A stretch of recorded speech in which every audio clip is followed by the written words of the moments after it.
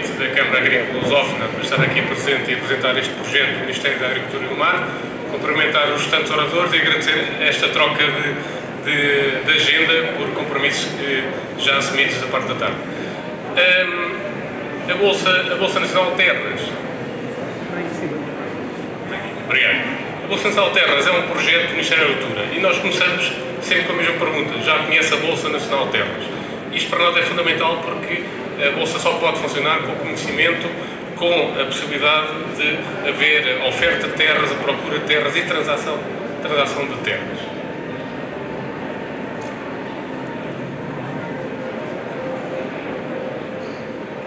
A nossa visão é muito simples. Nós pretendemos potenciar ao máximo o aproveitamento e a utilização do território nacional português. Existe muita terra não utilizada, não aproveitada, não rentabilizada e até também abandonada, e o que nós pretendemos é disponibilizar essa terra à imensa procura que existe em termos nacionais.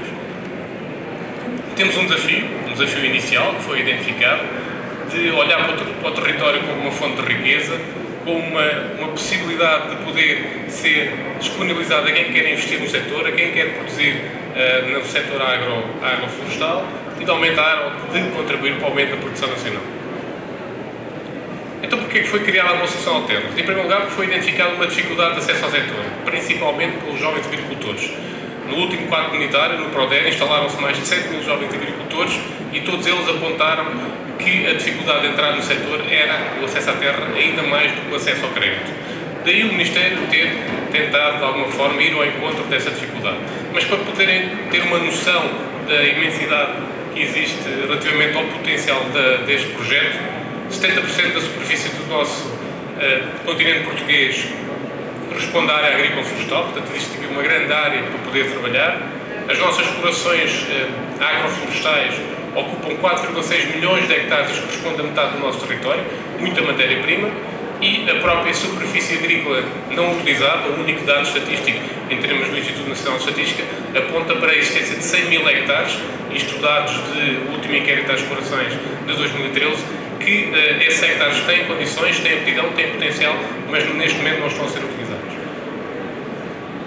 Foram identificadas também algumas necessidades, algumas estratégias, até mesmo estão estabelecidas no novo PDR 2020, portanto no novo quadro comunitário, de uma necessidade de renovação e de reestruturação das explorações agrícolas, uma necessidade de adaptação de alterações climáticas e do combate essencialmente à desertificação do território ou ao abandono das terras em Portugal, a promoção e o uso eficiente dessas terras, promovendo alguma produção, e o cumprimento do greening, que é uma obrigação agora por parte dos agricultores, de uma rotatividade de culturas, do qual a Bolsa de Terras poderá contribuir pela disponibilidade de terra.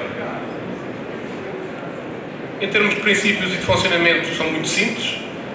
Trabalha com total e absoluto respeito pela propriedade privada. Isto é um processo voluntário, adere quem estiver interessado.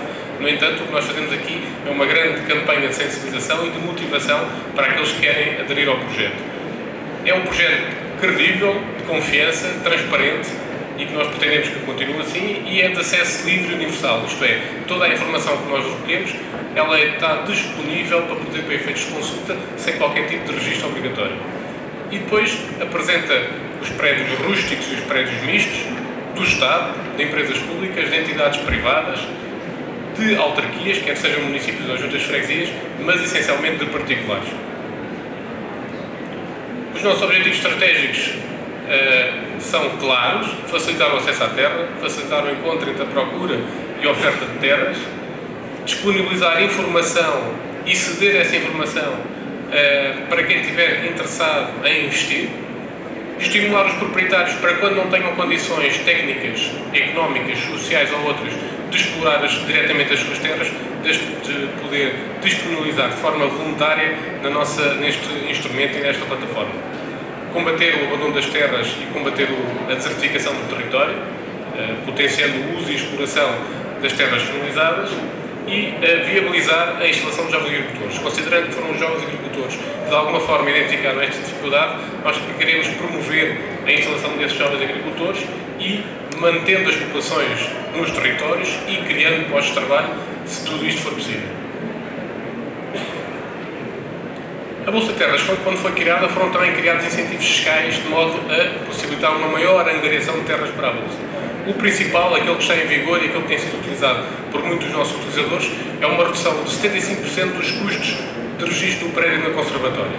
Portanto, os proprietários de terras que pretendam ceder as suas terras, mas simultaneamente regularizar as mesmas perante as entidades oficiais, poderão ter esta redução de 75%.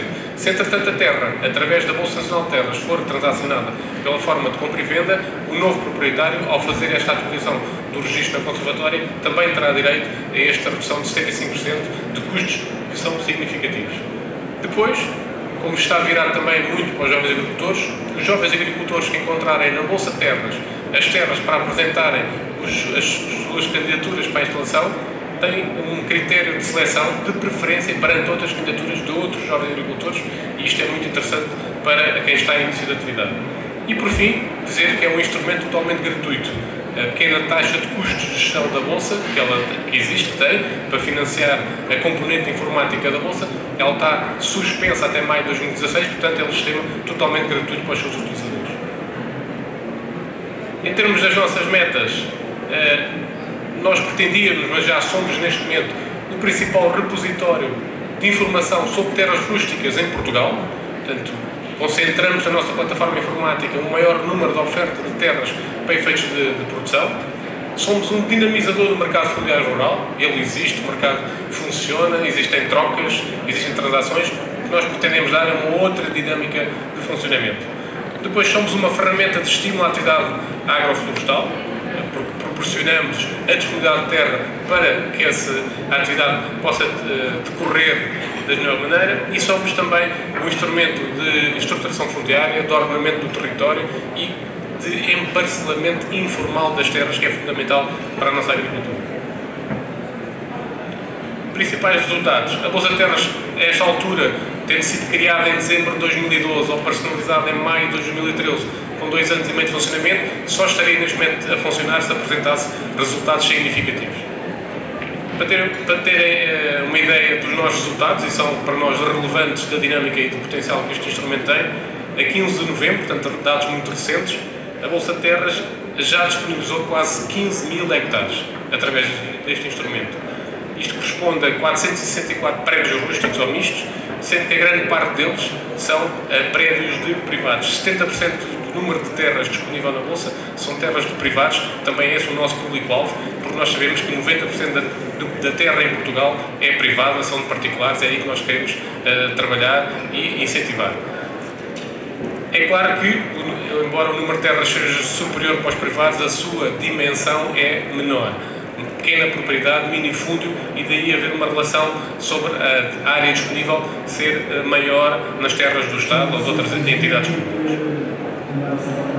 Em termos de aptidão cultural, aquilo que se verifica é que o maior número de terras é de agrícola, quer de sequeiro, quer de regadio. Existe também a oferta de área florestal e de silvopastoril. Mas, em termos de área, as propriedades florestais são de grande dimensão, e daí haver quase 10 mil hectares de área florestal, embora também mais de 4 mil hectares de aptidão agrícola, quer de sequeiro, quer de regadio, e também de silvopastoril. Em termos da sua área disponibilizada por região, aqui verifica-se destaca-se pelo menos 2 regiões com mais oferta. A região do Alentejo, isto tem muito a ver com a dinâmica que a barragem do Alqueva trouxe ao Distrito de Beja, ao Distrito de Évora, e a sensibilidade também para os seus proprietários perceberem da possibilidade de fazerem transações, de fazerem negócios e de fazerem contratos quer de arrendamento, quer de venda, compra e venda. A região centro concentram-se ali algumas propriedades florestais de grande dimensão, portanto também tem uma grande oferta, Lisboa e Valtejo com a oferta existente, e depois 2 regiões com alguma dificuldade, a região do Norte e a região do Algarve, por razões diferentes, mas que é necessário fazer um trabalho extra de sensibilização e de motivação. Na região do Algarve tem muito a ver com a pressão urbanística que os terrenos rústicos sofrem naquela área, e isso é necessário de trabalhar. E na região norte tem a ver com a ausência de cadastro, com o minifúndio, com a pequena propriedade, mas com um grande afeto à terra que é necessário contrariar por parte dos proprietários e dar-lhes a entender que através da disponibilidade de terra poderão ter um rendimento extra, quer através do arrendamento das terras, não haver necessidade de de deixar de haver a propriedade ou a posse relativamente às mesmas. Em termos de terras já cedidas, dos quase cerca de 15 mil hectares já foram transacionados mais de 3.600 hectares através da Bolsa de Terras. Isto corresponde a cerca de 91 prédios, e aquilo que se verifica é que são os privados também a beneficiar deste instrumento. Se são eles que apresentam a maior oferta, são eles também que têm a possibilidade de fazer maior número de transações e maior negociação das mesmas. Por isso, se pode verificar também a forma de cedência das terras, contrariamente àquilo que podíamos esperar no início do arranque do projeto, onde pensaríamos que seria privilegiado o arrendamento das terras, aquilo que se verifica é que há uma grande propensão para as transações de compra e venda de terras, essencialmente de particulares. Eu posso acrescentar daqueles 54% de cedência por venda, no caso dos particulares, aumenta para os 75%. Portanto, há muito interesse relativamente à aquisição de terra em Portugal. Em termos de áreas cedidas por aptidão cultural, verifica-se também que o maior número de terras relacionadas são terras agrícolas, florestais, mas também já silvopastoril. Em termos da área, a explicação que há pouco já dei, portanto, embora em menor número das terras florestais, são de maior dimensão e daí a diferença de áreas. A área cedida por região tem tudo a ver com a área disponibilizada. Aquilo que nós verificamos é que existe imensa procura de terra em Portugal. Quanto mais oferta existir, maior probabilidade é de fazer o encontro entre a oferta e a procura e de existir maior número de transações. Onde existe mais área de terra oferecida é onde, obrigatoriamente, existirão mais transações de terras. Portanto, este gráfico reflete a oferta que nós temos em termos de cedência. Uma visão global de mobilização das terras, cerca de 15 mil terras disponibilizadas, 464 prédios, 3.600 hectares transacionados, 91 prédios cedidos. Isto representa uma taxa de cedência de 24%, quase cerca de 25%. Quero dizer que uma em cada 4 hectares vai à Bolsa é transacionado, uma em cada 5 terras vai à Bolsa é transacionado. Portanto, são taxas de cedências muito significativas que nós pretendemos ainda aumentar no futuro. Em termos de ações em curso, o Estado aqui deu o exemplo, fez o levantamento, a identificação e a disposição de terras para a instalação de terceiros. Lançámos um primeiro concurso ano passado, 25 terras, 730 hectares, foram contratadas 19 terras, 589 hectares, e aquilo que se verifica é que os novos arrendatários são essencialmente jovens agricultores. Este projeto foi criado com o objetivo de promover a instalação de jovens agricultores, está a cumprir o seu objetivo, principalmente no que toca às terras do Estado, com a instalação de mais de 60% de jovens agricultores através das terras do Estado. Um segundo concurso de terras do Estado está a decorrer neste momento, são 18 terras, 220 hectares, ainda terras só do Ministério da Agricultura e do Mar. Foi feita e está a ser feita a publicitação dos anúncios de 27 de outubro até 24 de novembro. E a partir do dia 25 de novembro está aberta o prazo de apresentação de candidaturas às terras do Estado, que estão publicitadas no site da Bolsa Nacional de Terras. Em termos de entidades parceiras, estas são as entidades que disponibilizam terra na Bolsa Nacional de Terras, desde logo as empresas públicas. É a DIA, que gera a barragem do Alqueva, que está aqui presente nesta feira também, é proprietária de algumas terras e parte dessas terras estão na Bolsa Nacional de Terras. A Companhia de Ilhas faz todos os seus futuros arrendamentos através da Bolsa Nacional de Terras e com isto conseguiu duplicar o valor de renda que até então recebia. As Estradas de Portugal, que neste momento fundiu-se com a Refer e que criou uma nova infraestrutura, que são as infraestruturas de Portugal, também tem terra disponibilizada na Bolsa de Terras. Depois temos duas empresas da par pública do Estado, a Gestão e Lazer e Floresta, que também disponibilizam terra na Bolsa. Trabalhamos com entidades bancárias, a Caixa Geral de Depósitos, o Novo Banco, que não está ali identificado por falha minha, está ali, o Novo Banco e o Grupo CA Imóveis, do Grupo Caixa de Crédito Agrícola, mas já temos outras entidades bancárias disponíveis para colaborar connosco, porque tem um portfólio de prédios rústicos e o que nós gostaríamos é que esse portfólio esteja disponível na Bolsa Nacional de Terras. Depois trabalhamos cada vez mais com os municípios perceberam que a através da Bolsa Nacional de Terras, conseguem fazer um desenvolvimento rural e, com isso, um desenvolvimento local, através da disponibilidade de património próprio, como é o caso da Alfândega da Fé.